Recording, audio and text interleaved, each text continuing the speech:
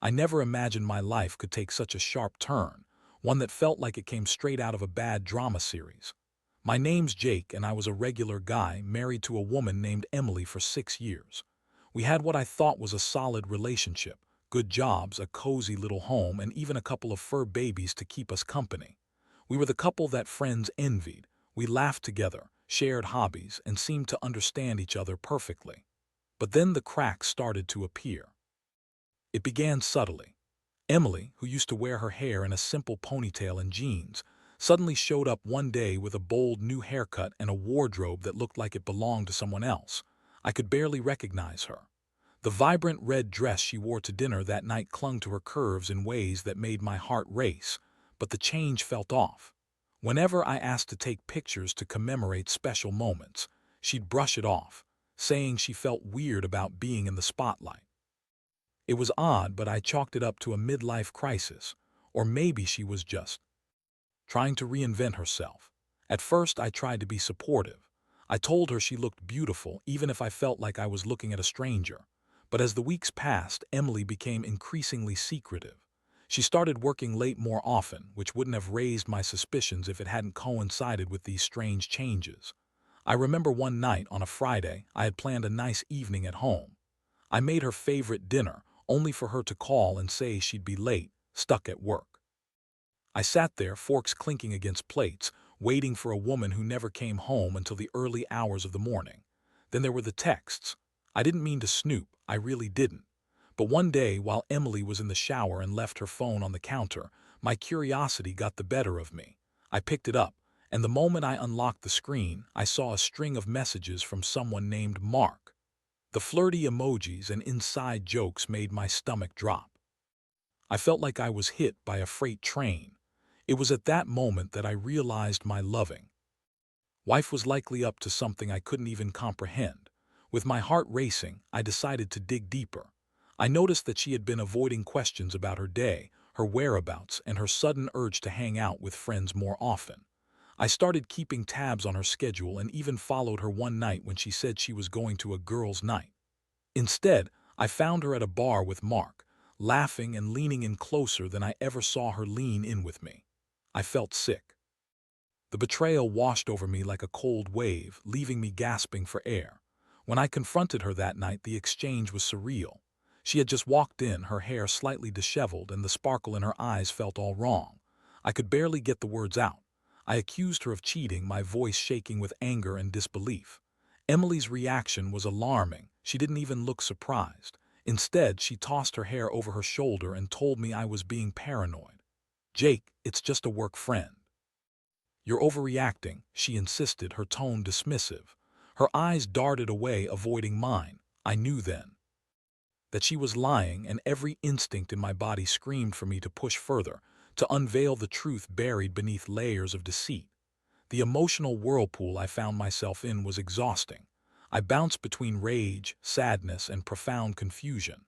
How could the woman I loved betray me so easily? I felt like a fool, a man for whom the world had turned upside down. And yet, a part of me thought perhaps I could salvage this, that maybe we could talk it out and work on our issues. But deep down, the reality was far more complicated than I wanted it to be. The next few days were a blur. I went to work, but I couldn't focus. All I could think about was Emily and the lies she spun around me. I needed to talk to her again, confront her with what I knew. I had to know how deep this went, how long it had been happening, and whether she had any intention of coming clean. Whatever the outcome, I needed to set the record straight. With a heavy heart, I prepared for the inevitable confrontation. I already knew what I wanted to ask her. "Are you really living two lives, Emily? And how long do you plan to keep this up?" Little did I know that the answers I sought would only lead to more heartache and decisions I wasn't prepared to make. The moment I saw Emily walk through the door that evening, I could feel the tension hanging in the air like a thick fog. She looked beautiful, as always, but it felt like a mask she wore, one that concealed a different reality underneath. My heart raced as I thought about how to bring up the conversation we desperately needed to have. I sat her down at the kitchen table, my palms sweaty against the cool surface. I had rehearsed what I wanted to say, the words rolling around in my mind like a broken record. But the second I opened my mouth, I felt like I was standing at the edge of a cliff, daring to leap into the unknown. Emily, I started, my voice steadied by sheer determination. We need to talk. About Mark. Her expression faltered for just a moment. Her lips pressed together in a tight line and her eyes narrowed. What about him? She shot back, her tone defensive. It was like she had already braced herself for the accusation, as if she was expecting me to come crashing through with my findings. I took a deep breath, trying to suppress the anger simmering beneath the surface. I saw the messages on your phone. I saw you with him at the bar. I know you're lying to me. I couldn't hold back the hurt in my voice. How long has this been going on? Emily's face flushed, and for the briefest of moments I thought I might see some remorse flicker in her eyes, but it was gone just as quickly as it appeared. Jake, you don't understand. I'm not cheating on you. Mark is just a friend. You're being paranoid and it's really frustrating when you don't trust me, she replied, her voice rising defensively. Frustrating, I echoed incredulously. You think I'm paranoid for needing some honesty here? You think it's frustrating that I'm the one who's been faithful and committed while you're off gallivanting with someone else? She flared her nostrils, her hands balled into fists on the table. I can't believe you're doing this. You're blowing everything out of proportion. I'm tired of your jealousy. If you keep acting like this, I don't know how much longer I can stay in this relationship. It felt like a knife to the gut. Emily was turning the tables on me, making me feel like the villain in a story that I didn't even know I was a part of. It was as if she was trying to rewrite the script, and I was left standing there, bewildered. Just tell me the truth, Emily. I deserve that much, I insisted, trying to keep my voice even. Is this just a friendship, or is there something more? She hesitated, the silence stretching out between us, and for a fleeting moment I dared to hope she might finally come clean. But then she shook her head, dismissing my concerns. You don't know how hard things have been for me lately. I've been feeling lost and I needed someone to talk to. Mark was there for me. Lost, I repeated, my mind racing. What do you mean? You never came to me. You just started changing, and now I find out you're sharing your life with someone else. Emily rolled her eyes, a familiar gesture that made my stomach turn. You wouldn't understand. You're so caught up in your own world you don't see how I've been feeling. The accusation struck a nerve. I was still reeling from the realization that my wife was not only hiding something from me but was now deflecting blame. I can't believe this, I said, my voice breaking. We've built a life together and this is how you repay me, by living a double life. She stood up abruptly, pushing the chair back with a loud scrape. You're being dramatic, Jake. If you can't accept that I have my own feelings and emotions, then maybe we shouldn't be together. Her tone was cold, and I could see the walls she was building around herself. I felt like I was losing her all over again, as if the woman I loved was slipping away, replaced by someone who refused to engage in any meaningful dialogue. The emotional turmoil inside me churned, a mix of anger, sadness, and a profound sense of betrayal. I had married someone I thought I knew, and now here was a stranger, someone who seemed more invested in protecting her secrets than our marriage. Emily, I can't keep pretending everything is fine, I said, my voice steadying somewhat. You have to decide what you want. Do you want to fix this, or are you going to continue lying? Her silence was deafening. The shifting expressions on her face told me everything I needed to know. I was standing on the brink of a precipice, and the ground beneath me was crumbling. I had no idea how deep this betrayal ran or what it would mean for our future. That night, we went to bed without resolution. I lay awake, the weight of uncertainty pressing down on my chest. I was caught between the love I felt for her and the growing realization that I might have to let her go. Either way, I knew one thing for sure. My life was never going to be the same again. The next day, I decided to take a step back and observe. I needed to gather my thoughts and figure out a plan. I knew I couldn't let this go without a fight, and I wasn't about to allow myself to be a victim in this betrayal. I would find out just how deep this rabbit hole went, one way or another. The question was how I would handle the fallout when I finally unearthed the truth. The next few days passed in a haze of confusion and emotional turbulence. I found myself torn between wanting to confront Emily again and feeling the need to collect my thoughts.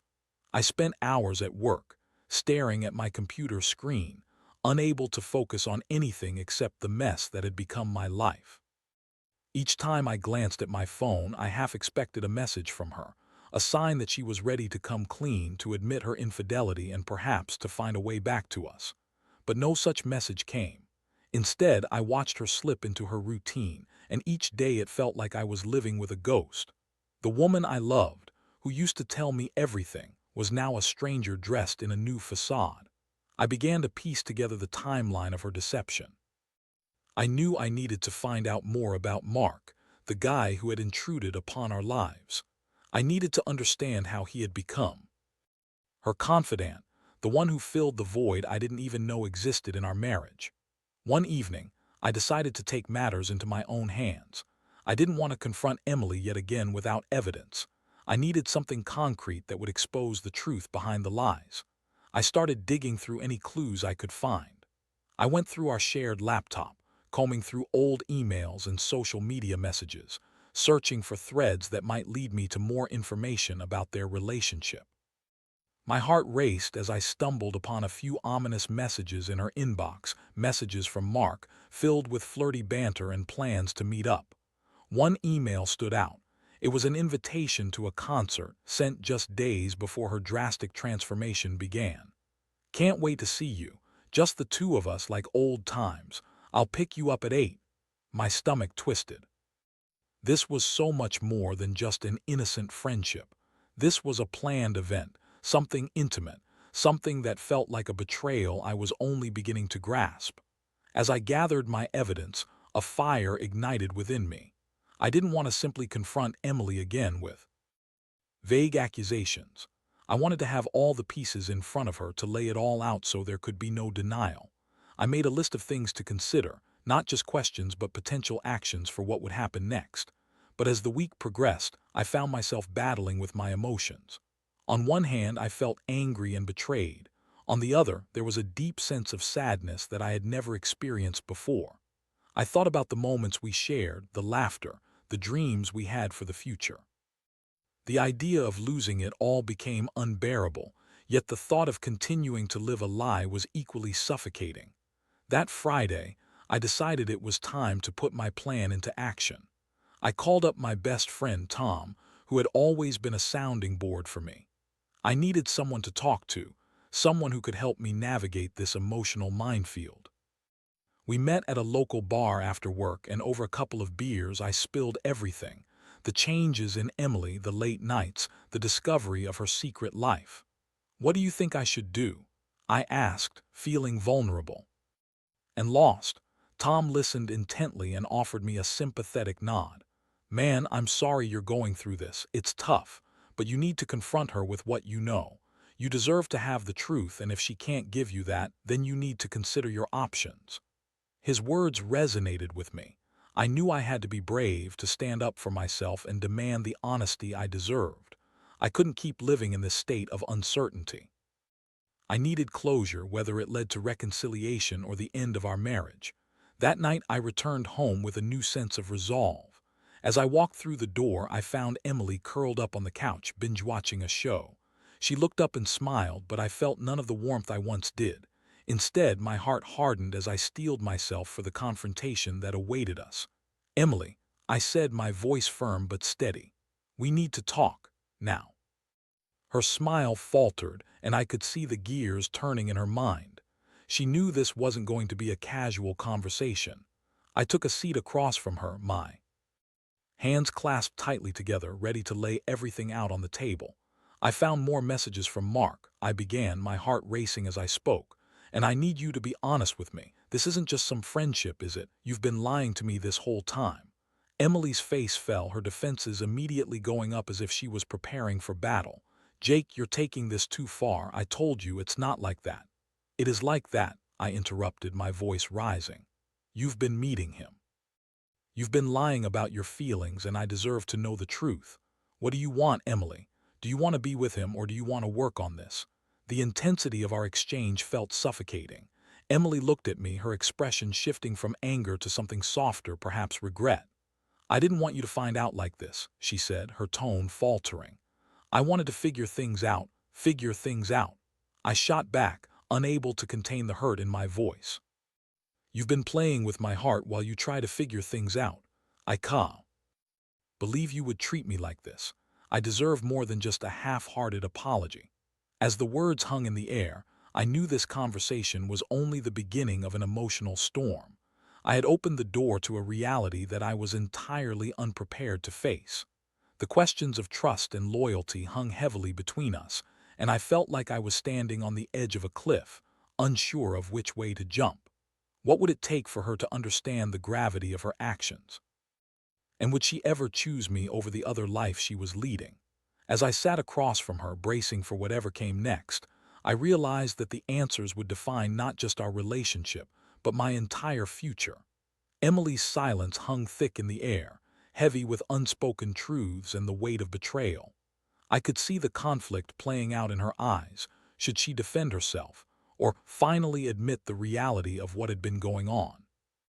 The room felt suffocating, the tension palpable as I waited for her response. "I didn't mean to hurt you, Jake," she finally said, her voice barely above whisper. "Things just happened with Mark. I thought I could handle it. I didn't want to hurt you." "Didn't want to hurt me," I echoed incredulously. "You've been cheating on me. How is that not hurting me? You've been living a double life while I've been here, blissfully unaware." I could see her eyes welling up with tears, and for a fleeting moment I felt a pang of sympathy. But that sympathy quickly evaporated, replaced by the raw anger coursing through my veins. "You've betrayed my trust in the most fundamental way, and now you want to act like this was just some unfortunate mistake." Emily wiped her eyes with the back of her hand, her voice cracking as she spoke. "I never meant for it to go this far. It started as innocent flirting and then it spiraled." "Innocent flirting?" I interjected, my frustration boiling over. "How is sharing intimate moments and planning concerts innocent? You did this with full awareness of the consequences." With each passing moment, the betrayal burned brighter. I had once seen a future with Emily, children, a home filled with laughter. Now, that vision felt like a cruel joke. The woman sitting across from me was someone I didn't fully recognize, someone who had willingly chosen to betray the life we built together. "I was lonely, Jake," she admitted, her voice trembling. "I felt like we were drifting apart. I wanted to feel wanted again. By betraying me." I shook my head, disbelief washing over me. "You thought cheating was the answer. Did you ever think to talk to me about how you felt? Did you think I wouldn't want to help you? Instead, you chose to run to him." She opened her mouth to respond, but the words caught in her throat. I could see the realization dawning on her face. She had messed up, and there was no way to undo the damage. "Look, I'm sorry," she said, her voice barely above a whisper. "I messed up. I didn't think it would go this far. I just feel so lost, and Mark, he made me feel alive again. I don't want to hurt you, but I don't know how to fix this." The anguish in her voice echoed my own. But instead of softening my heart, it only fueled my anger. "You don't know how to fix this. You've already made your choice. You can't have both worlds. You can't pretend everything is fine while you're off with someone else." I paused, taking a deep breath to steady myself. "I deserve better than this, Emily. I deserve honesty, and right now I'm not getting it from you." She looked down, her shoulders shaking as the tears flowed freely. I felt a mix of anger and sadness, a bitter cocktail that twisted in my stomach. I realized that her sorrow was for herself, for the situation she had found herself in, not for the pain she had caused me. "We can work through this," she pleaded, her voice desperate. "Please just give me a chance to make it right. I'll end it with Mark. I'll do whatever it takes." The desperation in her tone struck a chord. I wanted to believe her, but I couldn't shake the feeling that this was all just another ploy to keep me tethered while she sorted out her feelings. "Emily, do you even hear yourself? You're asking me to trust you after everything that's happened. You've already made me feel like a fool." I stood up, pacing back and forth in the small living room. My heart felt like it was being pulled in two different directions. On one hand, I loved her deeply. On the other, the reality of her betrayal cut deeper than any wound I had ever experienced. "Jake, please," she begged, her voice trembling. "I'm scared. I don't want to lose you." I paused, looking at her, seeing the fear in her eyes. But underneath that fear, I also saw a lingering sense of self-preservation. I knew that whatever she felt, it wasn't enough to keep her from straying in the first place. "You've already lost me, Emily. You just don't realize it yet. Trust is a fragile thing and you shattered mine.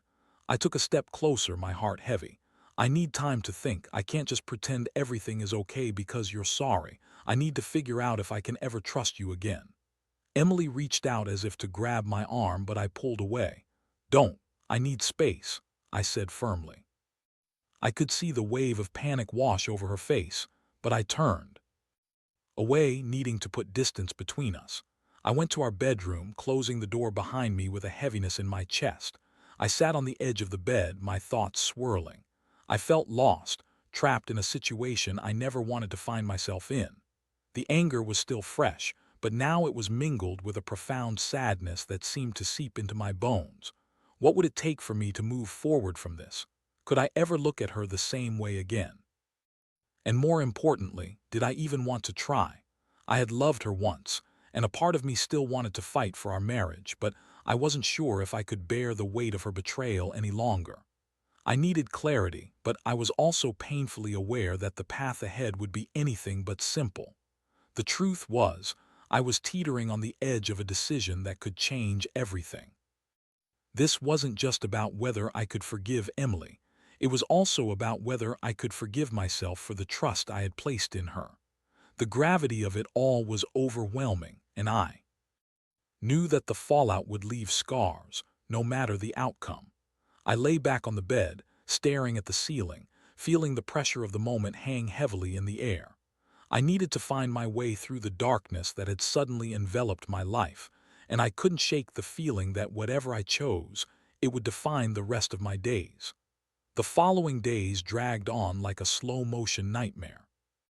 I kept replaying the conversation Emily and I had, the weight of her betrayal pressing down on me as I tried to navigate through a sea of emotions. I went through the motions of daily life, work, taking care of our pets, and attempting to maintain some semblance of normality. But inside, I felt like I was drowning. Emily was still in the house, and while we coexisted under the same roof, the distance between us felt insurmountable. Conversations were stilted, filled with awkward pauses and heavy silences. I could see the guilt etched across her face, but it only fueled my anger. I was constantly wrestling with the idea of what to do next. Did I really want to fight for a marriage that seemed so tarnished? Did I want to forgive her and rebuild, or was this the final chapter in our story? One night I found myself sitting at the kitchen table, my laptop open in front of me. I had been researching ways to cope with infidelity, looking for guidance on how to navigate this painful ordeal. There were countless articles about rebuilding trust, about couples who had made it through similar situations, but none of them felt applicable to me. I was filled with doubt. Could I ever see her the same way again after what she had done? That's when I received a message from Tom, my best friend. He wanted to know how I was holding up. As I stared at the screen, I realized I needed to talk to someone who could offer perspective. I quickly typed out a response, inviting him over for a drink. I needed a distraction, someone to help me sift through the emotional chaos. When Tom arrived, he could see the toll the past few days had taken on me. He poured us both a drink, and we settled onto the couch, the weight of the conversation hanging in the air. "You look like you've been through the ringer, man," he said, his tone sympathetic. I chuckled dryly. "You have no idea, I'm living a soap opera." I filled him in on the details of my confrontation with Emily, how the guilt and the desperation for forgiveness filled the space between us. "Have you thought about what you want to do?" Tom asked, his brow furrowed with concern. "I don't know," I admitted, my voice thick with frustration. Part of me wants to scream and throw her out. But there's also this little part of me that still loves her and wants to find a way back. I just don't know if I can forgive what she did. Tom nodded, taking a sip of his drink. "It's a tough spot to be in. You have to do what's best for you, but you also need to think about whether you can live with the decision you make." "Easier said than done," I muttered. I keep going back and forth. One minute I want to fight for us, and the next I'm ready to pack her bags. "Have you talked to her since the confrontation?" "Not really," I replied, feeling the weight of the truth. "We've been avoiding each other. It's like we're both afraid of what the other will say." "Maybe it's time to have a real conversation," Tom suggested. "You need to see where her head is at, and you need to be honest about your feelings. Hiding from it won't make it go away." Tom's words resonated with me, and I knew he was right. I had been avoiding the inevitable, but I couldn't keep living like this. I needed clarity, and for that, I had to face Emily again. That night, I decided to take the plunge. I approached her in the living room where she was sitting on the couch, lost in thought. "Emily," I began, my voice steady, "can we talk? I think we need to sort this out once and for all." She looked up, her expression a mixture of relief and apprehension. "Yes, please," she replied softly. "I've been wanting to talk to you." I took a seat across from her, the tension palpable. "I don't know how this is going to go, but I need honesty from you. I want to understand why you did this and what we can do moving forward." Emily's eyes filled with tears as she nodded. "I wish I could take back what I did, Jake. I made a terrible mistake and I never wanted to hurt you. I felt so alone and neglected. I thought I was just having fun at first, but it spiraled out of control." "And you thought keeping it from me was the solution?" I asked, frustration creeping back in. "Did you think I wouldn't care? Did you think I wouldn't understand?" "I thought I was keeping you from getting hurt," she said, her voice shaking. "But I was wrong, and I see that now. I don't want to lose you. I love you, Jake." Her confession hit me like a punch to the gut. Part of me wanted to believe her, to cling to the love we had shared, but the other part was still reeling from the betrayal. "Love isn't enough when trust is broken," I replied, my heart aching as I spoke. "I need to know if you're willing to do the work to fix this. Are you ready to end things with Mark? Are you willing to put in the effort to rebuild what we had?" "I will do whatever it takes," she assured me, her voice steadying as she spoke. "I'll end it with him today. I want to focus on us, on healing." I took a deep breath, weighing her words. "This is a big step, Emily. I hope you realize that it's not just about saying the right things. You need to show me through your actions that you're committed to this." "Of course," she promised, her eyes earnest. "I'll cut all ties. No more late nights, no more excuses. I want to be fully present for you. I want to work through this together."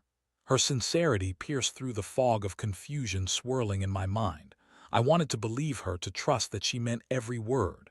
But there was still a lingering doubt nagging at me.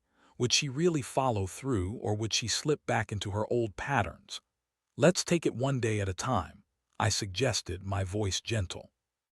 "I'll need time to process everything, and I hope you understand that it won't be easy for me. Trust isn't rebuilt overnight." "Absolutely," she agreed, wiping away her tears. "I'm willing to be patient. I just want a chance to make things right." We spent the rest of the evening talking about our feelings, the hurt, and the path forward. It was a difficult conversation, filled with tears and moments of vulnerability, but I felt a flicker of hope ignite within me. Maybe, just maybe, there was a chance to rebuild, one piece at a time. As I lay in bed that night, my heart still heavy, I found a small glimmer of optimism. The road ahead would be long and fraught with challenges, but for the first time in days, I felt like I had a choice. I could either continue to live in the shadows of betrayal or take a step forward into the light of healing.